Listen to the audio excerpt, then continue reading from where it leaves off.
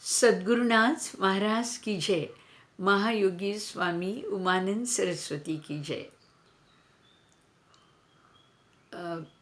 This is specially for my friends from USA, and I'm extremely sorry. Um, I could not make it this time because the corona virus has definitely is rather coronavirus has been the reason basically to make me think of my visit, and it's okay. There's always another day. But I would like to, I mean, since we have this ability to pass on certain messages through YouTubes and videos, I would like to definitely let my friends in USA know what were the topics which I was going to actually come up with and discuss. Some of the topics were going to be practical workshops, which probably I will not be able to take, but at least the topics that I was going to plan to discuss, I can definitely talk about it today.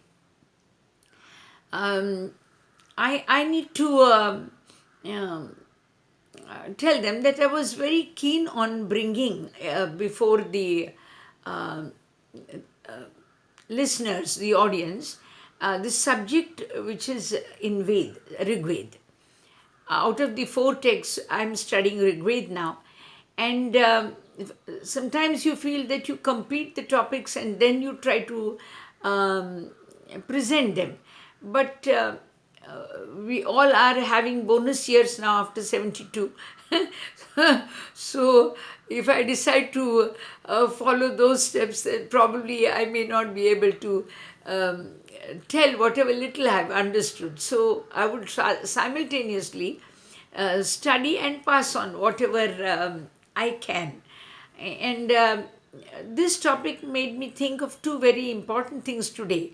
Um, it may not be, I probably may not be able to scientifically prove, unless some scientists work on that, but overall I would like to feel that such viruses which are really affecting humanity, um, could there be a reason, uh, uh, or could there be could we should we reintroduce the concepts of yadnya, that is the Vedic ways of worship. Yadnya, um, actually the meaning yadnya is applicable to the entire world. In the world, whoever is given a certain ability to work, certain type of ability to work, it could be a speaker, an orator, a teacher, a farmer, a doctor, an engineer, whatever. Uh, all these people, they are contributing through their services to the world, to humanity. Um, that's also called yajna. Just as we are contributing on individual human levels, nature too is contributing. The sun is contributing something, moon is doing it, the water is doing it, the air is doing it, the earth is doing it, sky is doing it.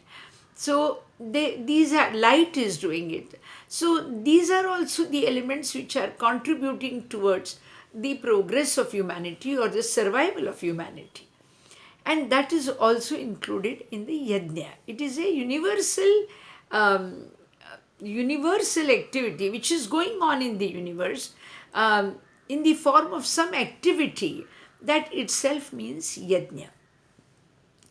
So then what is this ritual which we were practicing under the name of yajna? The rituals which were practiced during Vedic times were, they used to create a small place, like we called it Vedi then. Vedi was a small square little place, a holy place where the Agni, the fire, was ignited, and certain offerings, oblations were made, ahuti. We were making oblations.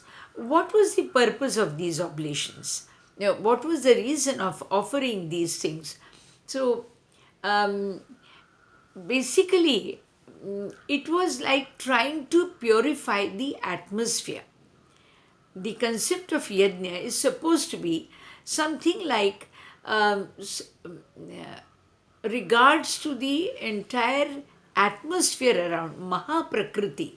It's the universal arrangement in nature, the nature. We were trying to extend our regards and respect and worship to nature. How are we doing it?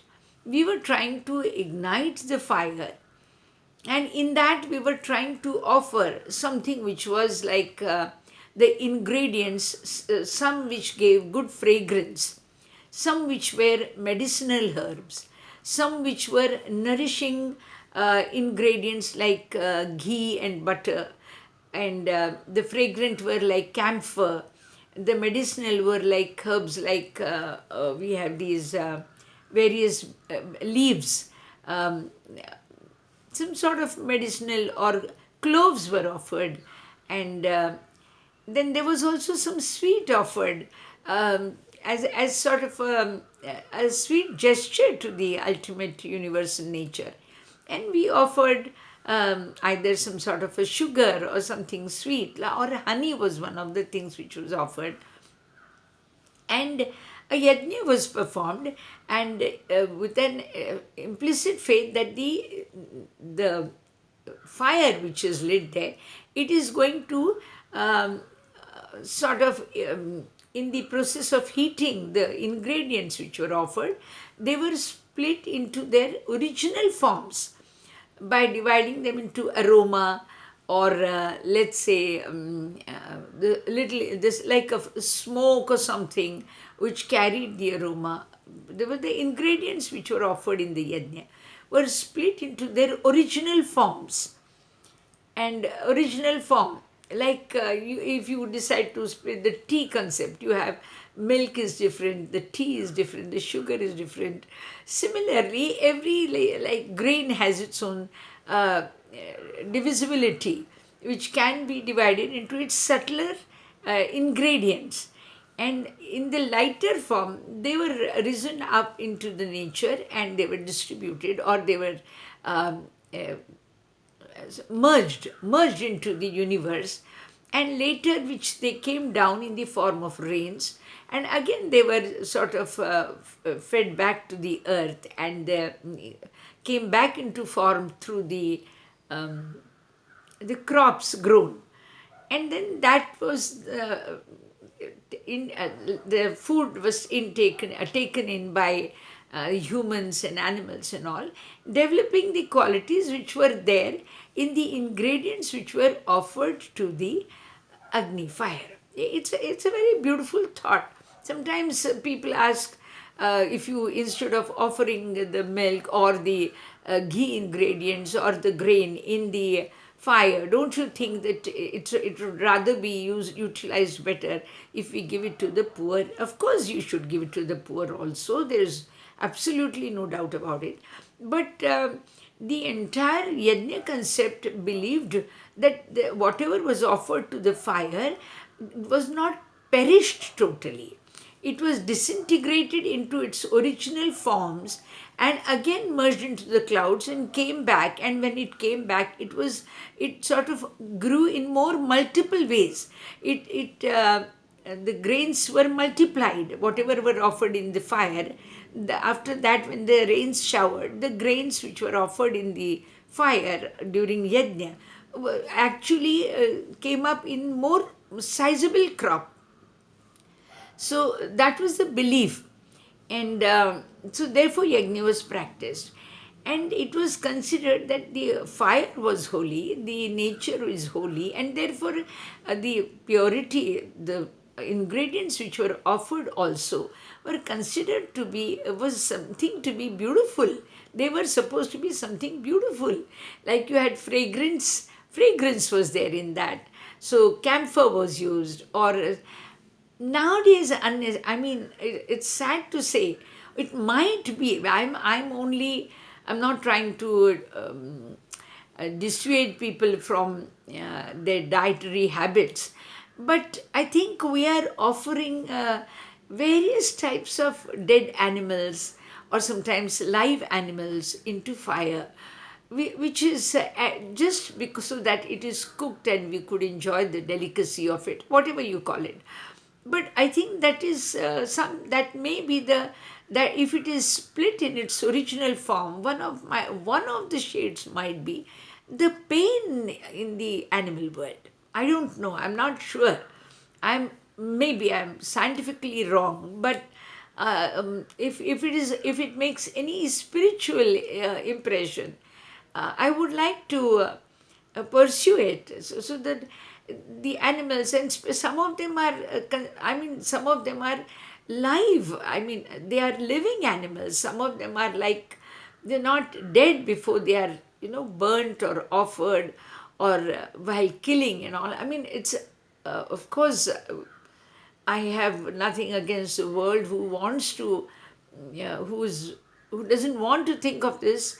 Let's not worry about it. I'm just trying to feel: are we purifying the atmosphere? If we are not purifying the atmosphere through this sort of a yajna, we are making it impure. Is it possible? Is it possible that now that the rains which come down might be responsible for some of these uncalled for viruses? Well, I have no idea what the viruses are. I have no idea what these reasons could be.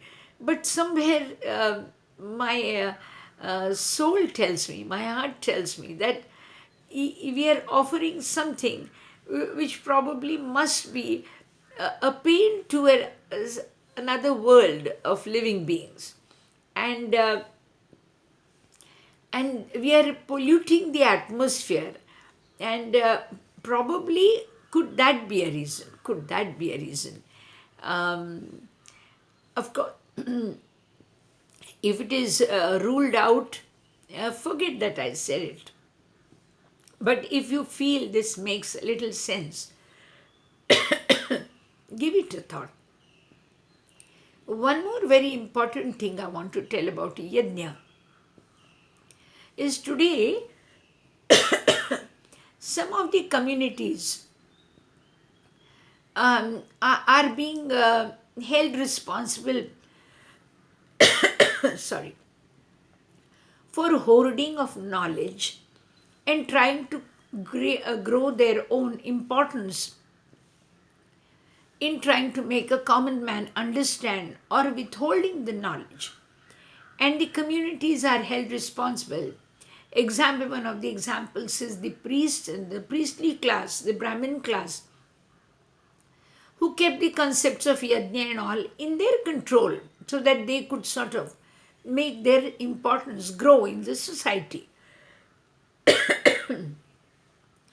Is this the only society which is hoarding on to what they have? No, the kings also hoarded lands and they gave it as a gesture of generosity to people in need. But they even fought against the people they didn't want to give the lands to. They were the money lenders. They were hoarding properties of the others, their farms, the money. They were also hoarding certain things, so they made a place for themselves. The agriculturists, they too kept certain things for themselves. This is a human nature. So we are only holding the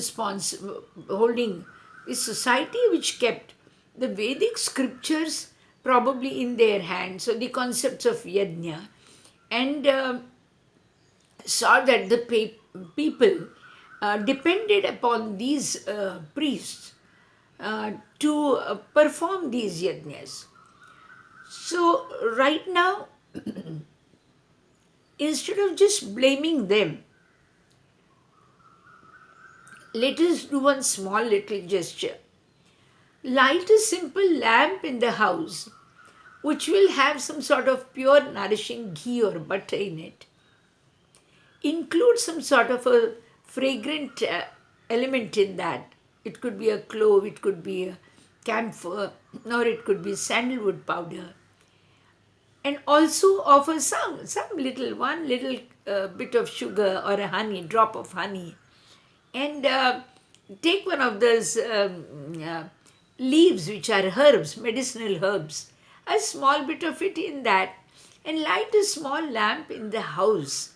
Let's not worry about yajna on large scales or something, but do it in your own homes, and do it with the faith that the nature which has given you so much,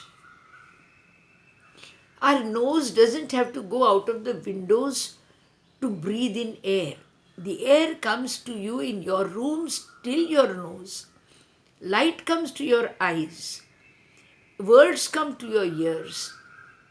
Knowledge comes to your brain through intuitions. The water is brought up to you to your mouth. The grains and the crops are grown in the fields. The earth brings them out in they're not into deep down in the roots that we need to push our hands in the sands and pull it out. No. It rises up so that it can reach us. There is so much which is being sent to you. So much of the grandeur of the universe is being supplied to us. So, as lighting of a small lamp in the form of a small yajna. Don't think of a very huge the canopy put up and things like that. They were rituals. They were conducted by the kings and all. We don't want to worry about that. But in your own little homes, a little nice little. We depend upon electric lamp and all, but let us hope that this sort of the lamp which is lit by a little bit of ghee, which is your homemade ghee. So there is just like if you made some fresh ghee at home, you want to give it to you people you love. You say this is homemade. You take this, don't take that. That's from the market. This is homemade.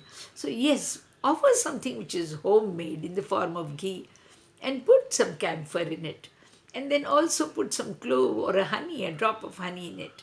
Make it sweet and offer it to the nature around you. It doesn't matter. It doesn't have to be hundreds of miles. It can be just few couple of feet away from that little lamp, and try to purify, because we are polluting it by feeding to the fire all the unwanted gradients.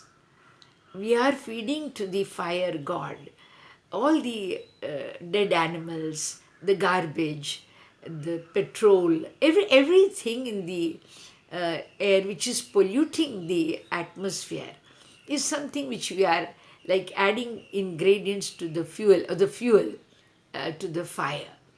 So instead of adding so much of the negativity, why we won't stop that. I mean, if you cannot stop that, I will not interfere.